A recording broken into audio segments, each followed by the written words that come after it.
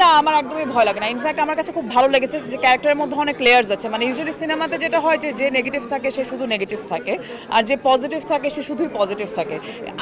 আমাদের ৮-১০টা মানুষ কিন্তু আমরা নেগেটিভ পজিটিভ মিলিয়েই। সো আমার কাছে মনে হয়েছে this is a very real character. এটার মধ্যে কোনো ভনিতা নেই। হ্যাঁ, it was tough to play. So ওই জায়গা থেকে it was tough, but I loved playing it. যদি চ্যালেঞ্জ না থাকে তাহলে লাভ কি? ওরকম আসলে টুকটাক অনেক ঘটনাই থাকে, কিন্তু আসলে বলার সময় না মনে পড়ে না। I am sorry. হলে ঢোকার আগে মাথায় হচ্ছে সেট করে গিয়েছিলাম যে আমি শ্যামা কাপের শ্যামা হয়ে সিনেমাটা দেখবো না। আমি শ্যামা কাপের শ্যামা হয়ে সিনেমাটা দেখবো না। আমার মাথায় ছিল আমি একজন সাধারণ দর্শক হয়ে সিনেমাটা দেখব।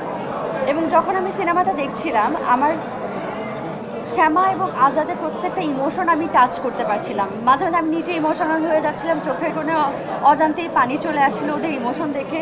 এবং আরেকটা জিনিস আমার এত ভালো লেগেছে যে শ্যামা এবং আজাদের যে প্রেমটা, যে ভালোবাসাটা এত সেলফলেস যে একজন আরেকজনের জন্য যে কোনো সময় জীবন দিতেও রাজি।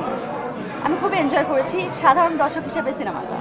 তার লেখা, তার ডাইরেকশন, যারা টেলিভিশনে কাজ দেখেছেন, যারা তার আগের সিনেমা দেখেছেন তারা জানেন যে তিনি কেমন ধরনের ডাইরেক্টর। সো তার সাথে কাজ করার সুযোগ পাওয়া এবং শ্যামা কাপের মতো এরকম একটি স্ক্রিপ্টে কাজ করার অভিজ্ঞতা ভীষণ দারুণ ছিল। এবং এই যে দেখছেন কি অসাধারণ সব কাস্ট অ্যান্ড ক্রু আমাদের, এবং সবাই খুবই ভীষণ গুণী, এবং তাদের সাথে কাজ করার এই সুযোগ করে দিয়েছেন সৌদ ভাই।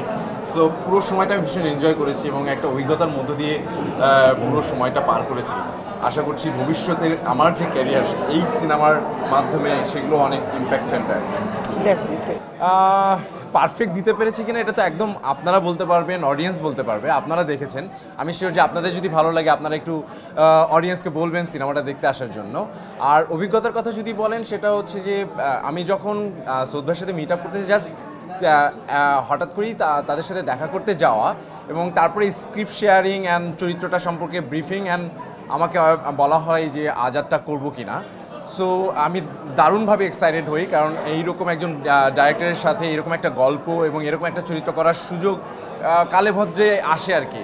তো সেই জায়গা থেকে বলবো যে খুবই দারুণ একটা অভিজ্ঞতা ছিল। এবং আপনারা জানেন যে কি কাস্ট আমাদের সাথে ছিলেন, জেনি, শাহাদাত ভাই, তারপরে দিনার ভাই, সেতু ভাই, রিমি, মানে এরকম আমার শ্যামা, এরকম ভালো কাস্টের সাথে কাজ করতে পারার সুযোগ কে হাতছাড়া করতে চাই। তো সব মিলে শ্যামা কাপের অভিজ্ঞতা খুবই দারুণ ছিল এবং আমি শিওর যে আমার ভবিষ্যৎ কাজের ক্ষেত্রে এইটার যে অভিজ্ঞতা সেটা কাজে লাগবে।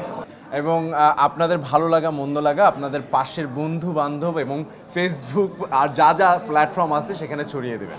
সৌদের সাথে তো কাজের অভিজ্ঞতা আমার অনেক পুরনো।